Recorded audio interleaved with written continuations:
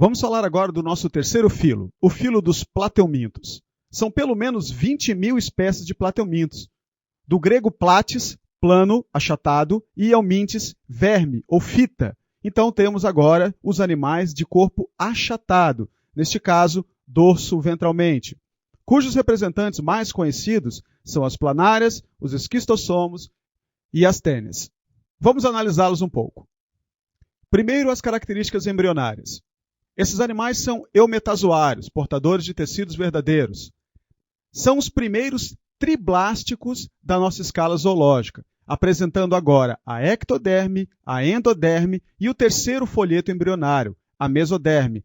Agora, lembre-se, a partir de agora, essa característica não desaparece mais nos próximos filos. Esses organismos ainda não apresentam celoma, portanto, são acelomados. São animais protostômios, como os quinidários. São animais neuromiários, porém, agora o sistema nervoso deles passa a ser centralizado. Apresentam simetria bilateral. O corpo só pode ser dividido em um único plano em duas metades iguais. E não apresentam metameria, como todos os animais que vimos até agora.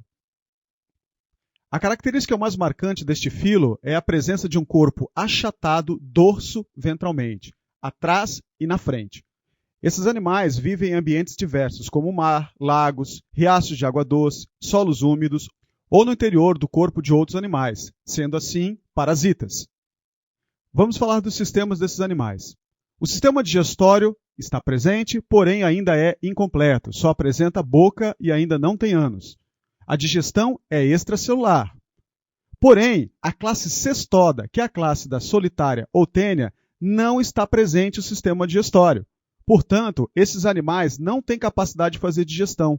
Eles precisam se alimentar através da sua pele dos nutrientes já previamente digeridos pelo hospedeiro aonde eles estão localizados. Portanto, a nutrição dos cestodas é heterotrófica por absorção. O sistema circulatório está ausente. Todo o transporte no corpo do animal acontece por difusão. Para a excreção desses animais, existem agora as células flamas, ou protonefrídeos, ou solenócitos.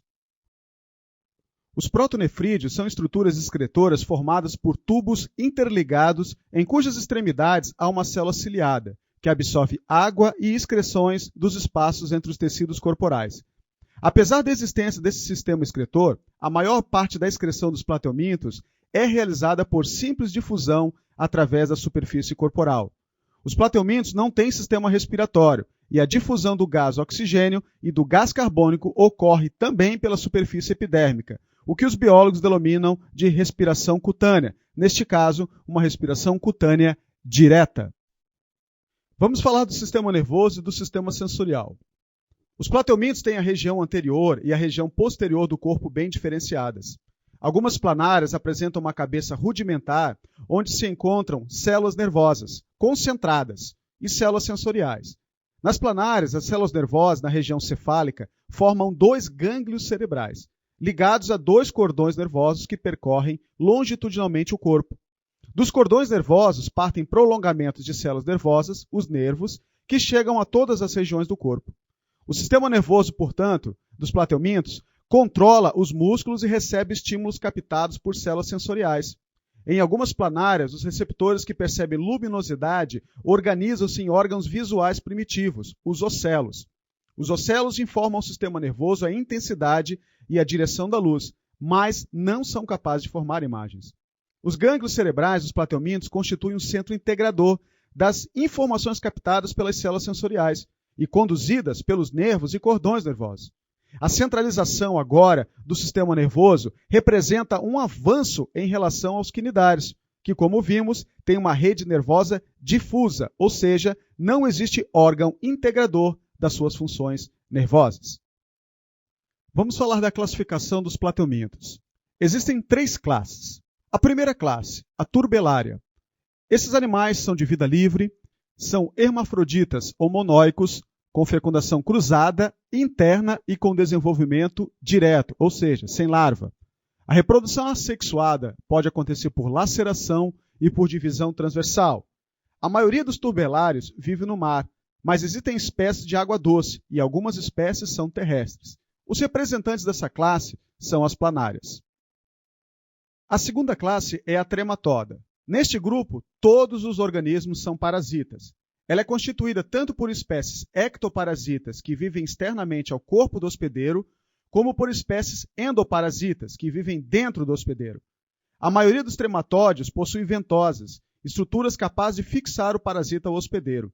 Uma espécie de trematódio endoparasita bastante conhecida é o esquistossoma, o verme causador da esquistossomose. Outro representante deste grupo é a facíola hepática. Mais adiante estaremos falando das doenças causadas pelos mesmos. A última classe é a cestoda. Neste grupo, eles não apresentam sistema digestivo. O alimento é incorporado pela superfície do corpo desses parasitas. Neste grupo só existem endoparasitas. Como exemplo, temos as tênias, que elas são monóicas com autofecundação. A estrutura do corpo de uma tênia é a seguinte: cabeça ou escólex com mais ou menos meio milímetro, o colo e o tronco ou estróbilo, constituído pelos anéis ou proglótides, que apresentam mais ou menos meio centímetro de diâmetro. Existem dois tipos de tênias importantes neste grupo. A tênia solium, que depois falaremos que o seu hospedeiro intermediário é o porco, e a tênia saginata, cujo hospedeiro intermediário da doença causada pela mesma é o boi. A tênia solium pode atingir até 9 metros de comprimento, enquanto que a tênia saginata até 12 metros de comprimento. Mas o caso mais surpreendente já registrado foi a eliminação por uma pessoa de uma tênia de 21 metros de comprimento. Ainda outro representante que encontramos neste grupo é o Echinococcus granulosus, que também falaremos dele mais adiante. Falaremos agora das principais doenças causadas pelos plateumintos: a esquistossomose, ou barriga d'água, a faciolíase, a teníase, ou solitária, a cisticercose e a equinococose. Vamos começar pela esquistossomose, ou barriga d'água. O esquistossoma mais conhecido entre nós é o da espécie Esquistossoma mansoni, um plateuminto endoparasita da classe dos trematódeos, que causa a doença conhecida como esquistossomose. Se houver muitos vermes no corpo da pessoa, o abdômen pode ficar inchado, condição conhecida popularmente como barriga d'água. E pasmem, a esquistossomose afeta mais de 10 milhões de brasileiros.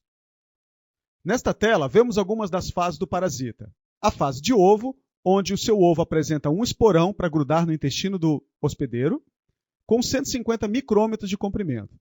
O miracídio, um tipo de larva, 160 micrômetros de comprimento. A larva infectante, a cercária, com meio milímetro de comprimento. E aqui vemos o casal de esquistossoma, o macho com cerca de 1 centímetro e a fêmea com 1,4 centímetros. E logo abaixo vemos o hospedeiro intermediário dessa doença, um caramujo de água doce do gênero Bionfalaria. Vamos ao ciclo da doença. Lembre-se de uma coisa: toda parasitose intestinal está associada à falta de higiene em uma das partes do ciclo de vida do parasita. O esquistossoma é dioico. As fêmeas são mais alongadas e mais finas, diferindo dos machos, que os corpos são mais curtos e mais grossos. A fêmea sexualmente madura, ela se encaixa em uma abertura no corpo do macho chamado de canal ginecóforo, o que facilita a cópula, que ocorre nas veias do fígado da pessoa infestada. Os casais de vermes em cópula permanente migram para as veias ao redor do intestino, onde eliminam seus ovos, cada um dotado de um esporão, um espinho. Os ovos perfurarão a parede do órgão e atingirão a cavidade intestinal, de onde serão eliminados juntamente com as fezes. Um casal de vermes pode viver até 30 anos dentro de um hospedeiro, produzindo cerca de 300 ovos por dia. Os ovos do esquistossoma, se caírem na água de riachos ou lagoas, liberarão uma larva ciliada chamada de miracídio. Essas larvas nadarão ativamente à procura de caramujos da família dos planorbídeos, do gênero Bionfalaria, e se os encontrarem, penetrarão em seu corpo. No caramujo, o miracídio sofrerá grandes transformações, reproduzindo-se por pedogênese e passando por uma série de estágios larvais. O último deles é a cercária, que abandonará o caramujo e passará a nadar livremente na água. As cercárias são capazes de penetrar ativamente através da pele das pessoas, que têm um contato com elas, o que provoca uma coceira característica. Após penetrar na pele, essas cercárias atingirão a corrente sanguínea, por onde chegarão às veias do fígado. Estas larvas irão se desenvolver neste local, completando assim a sua maturidade sexual, iniciando um novo ciclo. Enquanto os seres humanos são definidos como hospedeiros definitivos, porque abrigam suas formas adultas, os caramujos são considerados seus hospedeiros intermediários, porque abrigam os estágios imaturos, as larvas do parasita. A esquistossomose causa complicações intestinais, hemorragias e problemas no fígado. Esta doença é caracterizada por uma hepatoesplenomegalia, um aumento exagerado do tamanho do fígado e do baço, e além do acúmulo de líquidos na região abdominal, causando a ascite, ou a chamada... Existem alguns medicamentos capazes de matar o verme no organismo humano, mas a melhor maneira de combater a esquistossomose é a prevenção, ou profilaxia. As principais medidas preventivas da esquistossomose são construir instalações sanitárias adequadas para impedir a contaminação de rios, lagos, açudes e outros reservatórios de água por ovos de esquistossoma, combater os caramujos transmissores, drenando os reservatórios de água infestados, aplicando substâncias que matem os caramujos ou até adicionando peixes que se alimentem desses caramujos. E uma medida importante, não tomar banho em locais desconhecidos, locais de água doce, onde essas águas possam estar contaminadas com as larvas de esquistossoma, as cercárias, ou ainda existir a presença dos caramujos hospedeiros intermediários. As lagoas onde estão presentes os parasitas são conhecidas popularmente como lagoas de coceira. Portanto, lembre-se, antes de entrar na água, procure saber a respeito da doença com relação àquele local. Agora vamos falar da fasciolíase. A fascíola hepática é um parasita de canais biliares, fígado, de ovinos, bovinos, caprinos, suínos e vários mamíferos silvestres. A fascíola é encontrada em quase todos os países do mundo, nas áreas úmidas, alagadiças ou sujeitas a inundações periódicas. Entre os criadores de animais, esse parasita é popularmente conhecido como baratinha do fígado. Bom, nessa tela temos aqui o hospedeiro intermediário, que também é um caramujo do gênero Linea. Existe a metacercária, que é a forma infectante, e ao lado temos um fígado apresentando essa doença fasciolíase. Vamos ao ciclo então. O verme adulto ele tem um aspecto foliáceo, mede cerca de 3 cm de comprimento por 1,5 cm de largura e tem uma cor pardo-acinzentada. Apresenta uma ventosa oral, localizada na parte anterior do seu corpo, da qual segue uma faringe curta. Desta faringe partirão ramos secais, até a extremidade posterior. Os secos são extremamente ramificados. Logo abaixo da ventosa oral, vê-se a ventosa ventral ou acetábulo. Junto a esta, nota-se a abertura do poro genital. Esse parasita é hermafrodita. Normalmente, a fascíola hepática é encontrada no interior da vesícula e canais biliares maiores de seus hospedeiros usuais. No homem, que não é o seu hospedeiro habitual, a fascíola hepática pode ser encontrada nas vias biliares, como também nos alvéolos pulmonares e, esporadicamente, em outros locais. O ciclo biológico desse parasita é do tipo heteroxênico, uma vez que necessita de hospedeiro intermediário. Heteroxênico significa que existem 2 hospedeiros no ciclo da doença. No Brasil, os hospedeiros intermediários são principalmente das espécies Limnia columella e Limnia viatrix. Os adultos põem ovos com a bile que passam para o intestino, de onde são eliminados com as fezes.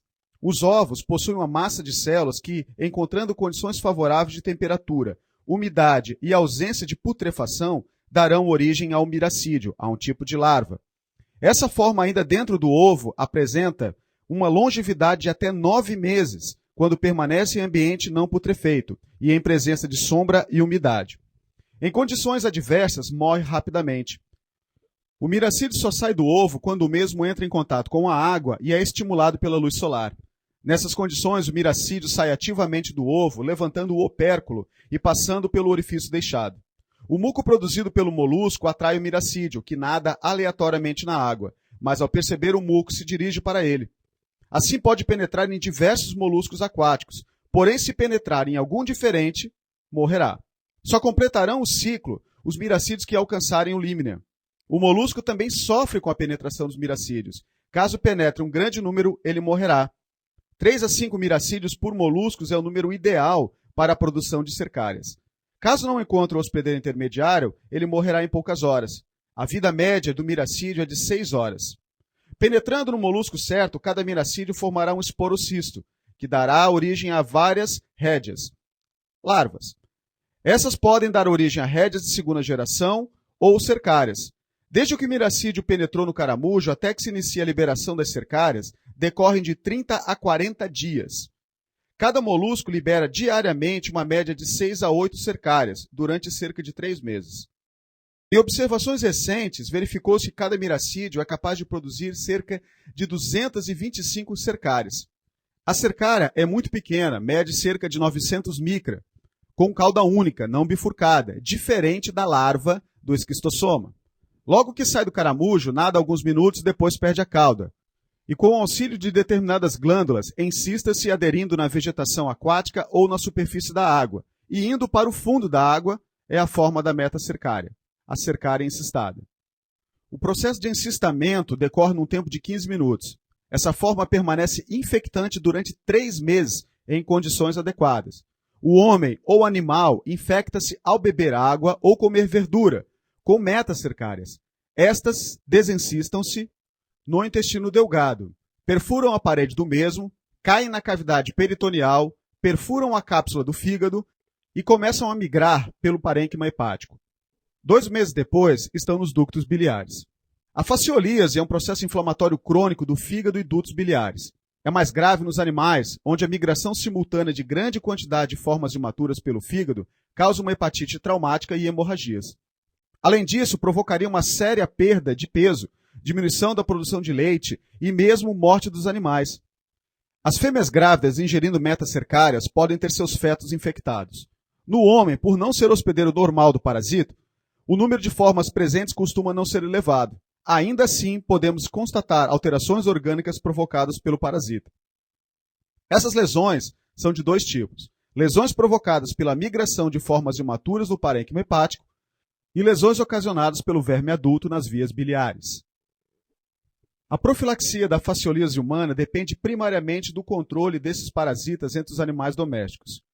Para atingir tal objetivo, algumas medidas são fundamentais, como evitar a disseminação da doença, a destruição dos caramujos intermediários, tratamento em massa dos animais, o isolamento de pastos úmidos, a vacinação dos animais e a proteção do homem, incluindo o tratamento de pessoas infectadas, cuidados com água e alimentos e medidas sanitárias.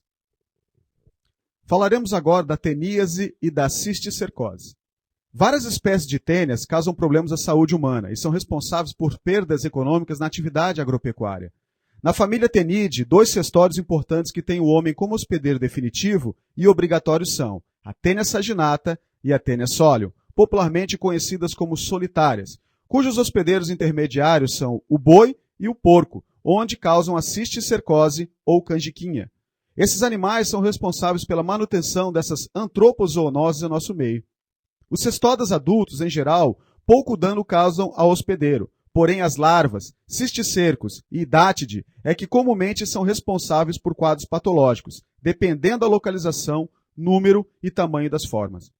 As formas larvárias desenvolvem lesões em seus hospedeiros intermediários normais e nos acidentais. A teníase e a cisticercose são 2 doenças diferentes, causadas pela mesma espécie, porém em fases de vida diferentes do parasita. A teníase é uma alteração provocada pela presença da forma adulta da Taenia solium ou da Taenia saginata no intestino delgado humano. A cisticercose é uma alteração provocada pela presença da larva, conhecida como canjiquinha, nos tecidos de seus hospedeiros intermediários, respectivamente o suíno e o bovino. As larvas de Taenia solium também podem ser encontradas em hospedeiros intermediários anômalos, tais como o cão e o homem. Essas doenças são conhecidas desde a antiguidade, pensando-se durante muito tempo que eram causadas por fenômenos ou por espécies diferentes. Por isso, nomes específicos para a forma adulta e para a forma larvária. Estima-se que 2,5 milhões de pessoas em todo o mundo apresentem a doença conhecida como teníase ou solitária, provocada pela Taenia solium. E a cisticercose, mais ou menos 300 mil pessoas infectadas em todo o mundo. Primeiro falaremos da teníase ou solitária. A contaminação com esse parasita se dá através da ingestão de carne mal passada de porco ou de boi que contenham os cisticercos, a pipoca ou canjiquinha. Como falamos anteriormente, as parasitoses intestinais geralmente estão relacionadas com a falta de higiene com água e alimentos. Neste caso, o homem ingere um alimento contaminado. O homem parasitado elimina as proglotes grávidas, cheias de ovos para o meio exterior. Em alguns casos, a proglote pode romper-se dentro do intestino e os ovos serem eliminados nas fezes. Mais frequentemente, a proglote ou proglótide se rompem no meio exterior, liberando os ovos no solo. Um hospedeiro intermediário próprio, suíno para Taenia solium e bovino para Taenia saginata, ingere os ovos. No estômago, os embrióforos, cascas de ovos, sofrem a ação da pepsina, que atua sobre a substância sementante dos blocos de quitina. No intestino, as oncosferas sofrem a ação dos sais biliares, que são de grande importância na sua ativação e liberação. Uma vez ativadas, as oncosferas liberam-se do embrióforo e movimentos no sentido da vilosidade, onde penetram com o auxílio dos acúlios. Permanece neste local cerca de 4 dias para adaptarem-se às condições fisiológicas do novo hospedeiro. Em seguida, penetram nas vênulas e atingem as veias e linfáticos mesentéricos. Atinge a corrente circulatória, sendo transportados por via sanguínea a todos os órgãos e tecidos do organismo. As oncosferas desenvolvem-se para cisticércicos em qualquer tecido mole, pele, músculos esqueléticos, cardíacos, olhos e cérebro, mas preferem os músculos de maior movimentação e com maior oxigenação. No interior dos tecidos perdem os acúlios, e cada oncosfera transforma-se em um pequeno cisticerco delgado e transparente, que começa a crescer atingindo ao final de 4 ou 5 meses de infecção, 12 milímetros de comprimento. Permanecem viáveis nos músculos por alguns meses. A infecção do homem pelos cisticercos se dará pela ingestão de carne crua ou mal cozida de porco ou boi infectado. O cisticerco ingerido sofrerá a ação do suco gástrico, evagina-se e fixa através do escólex da cabeça na mucosa do intestino delgado, onde transforma-se em uma tênia adulta, que pode atingir até 8 metros em alguns meses. 3 meses após a ingestão da larva, inicia-se a eliminação das proglótides grávidas. A proglótide grávida da Taenia solium tem menor atividade locomotora que a da Taenia saginata, sendo observada em alguns pacientes a eliminação de proglótides de Taenia saginata ativamente pelo ânus e raramente pela boca. A Taenia solium pode viver 3 anos no hospedeiro e a Taenia saginata 10 anos aproximadamente. Durante a sua vida, várias proglótides grávidas se desprendem diariamente do estróbilo. Na Taenia saginata ocorre a liberação de 8 a 9 proglótides e em Taenia solium de 3 a 6 de cada vez, sendo que cada proglótide grávida pode conter até 80 mil ovos. O colo, produzindo novas proglótides, mantém o parasita em constante crescimento. Portanto, enquanto a cabeça do parasita não for eliminada, o parasita permanecerá infectando o hospedeiro. Apesar de ser a tênia popularmente conhecida como solitária, indicando que um hospedeiro alberga apenas um parasita, na prática o que se observa são pessoas infectadas com mais de uma tênia da mesma espécie. Devido ao longo período em que a Taenia saginata ou a solium parasitam o homem, elas podem causar fenômenos tóxicos alérgicos, através de substâncias excretadas, provocar hemorragia através da fixação na mucosa, destruir o tecido e provocar processos inflamatórios. O crescimento acelerado do parasita requer um considerável suplemento nutricional, o que leva a uma competição com o hospedeiro, provocando consequências maléficas para o mesmo. Tonturas, fraqueza, apetite excessivo, náuseas, vômitos, alargamento do abdômen, dores de vários graus de intensidade em diferentes regiões do abdômen e perda de peso são alguns dos sintomas observados em decorrência da infecção. As medidas definitivas que permitem a prevenção efetiva desses parasitas são impedir o acesso do suíno e do bovino às fezes humanas, tratamento em massa dos casos humanos positivos para a teníase, estimular a melhoria de um sistema de criação de animais, orientar a população para não comer carne mal cozida ou mal passada de porco ou de boi, comprar somente carne inspecionadas, evitando sua compra em locais clandestinos e, é claro, melhorar os serviços de água, esgoto ou de fossa sanitária. Na cisticercose, o problema é mais sério. A contaminação, nesse caso, se dá pela ingestão dos ovos de tênia presentes em água e alimentos contaminados. Enquanto que na teníase ou solitária o homem faz o papel de hospedeiro definitivo, neste caso, na cisticercose, o homem faz o papel de hospedeiro intermediário. É como se o homem estivesse no lugar do porco ou do homem, ingerindo os ovos de tênia. Os ovos ou proglótides grávidas presentes nas fezes de pessoas contaminadas passam para o ambiente. Os ovos embrionados e as proglótides grávidas são ingeridos por porcos ou humanos. As oncosferas, elas alcançam a parede intestinal e circulam agora para a musculatura, nos porcos e nos humanos. As oncosferas se desenvolvem nos tecidos musculares, em porcos e humanos. Porém, o cisticerco pode se desenvolver em qualquer órgão, sendo mais comum em tecidos subcutâneos, nos olhos e no cérebro. Esse é o grande problema da cisticercose. Neste caso, essa doença pode levar o indivíduo à morte. A prevenção da mesma está em adotar medidas de higiene e sanitárias e cuidados com água e alimentos. Ou seja, beber somente água fervida e lavar ou cozinhar bem os alimentos. A equinococose ou hidatidose é uma doença provocada por um parasita chamado de Echinococcus granulosus. Este parasita é conhecido como a tênia do cão. O homem, neste caso, é um hospedeiro acidental. Vamos ao ciclo. A doença tem seu ciclo normal acontecendo com os cães como hospedeiro definitivo e ovelhas, cabras e suínos como hospedeiros intermediários da doença. Os cães se contaminam ingerindo cistos presentes em órgãos ou vísceras dos hospedeiros intermediários, enquanto que os hospedeiros intermediários se infectam com a ingestão de ovos presentes nas fezes dos cães. O equinococcus parasita o cachorro de maneira semelhante à solitária do homem. Os vermes adultos no intestino delgado dos cachorros colocarão seus ovos que aparecerão nas fezes. Os homens serão contaminados acidentalmente através da injeção desses ovos embrionados. Como se dá essa infestação? Geralmente por falta de higiene com os animais domésticos. O animal, ao defecar, pode se limpar utilizando a própria língua. E o seu dono, ao brincar com o animal, pode permitir eventualmente que esse cachorro venha lamber a sua boca. Desta maneira, o homem pode acabar ingerindo os ovos e se contaminando com o equinococcus. Em crianças, a infecção se dá frequentemente pelo contato mais próximo com cães que, quando infectados, apresentam o seu pelo repleto de ovos. Na maioria dos casos, o desenvolvimento da hidatidose no homem se faz de modo silencioso. Assim, os indivíduos podem ser portadores de cistos hidáticos durante toda a vida sem buscar assistência médica. Porém, podem haver alterações graves, uma vez que a infecção, em sua maioria, se dá na infância. Neste caso, os sintomas só se irão manifestar mais tardiamente na idade adulta, quando o cisto hidático já tiver alcançado um tamanho maior.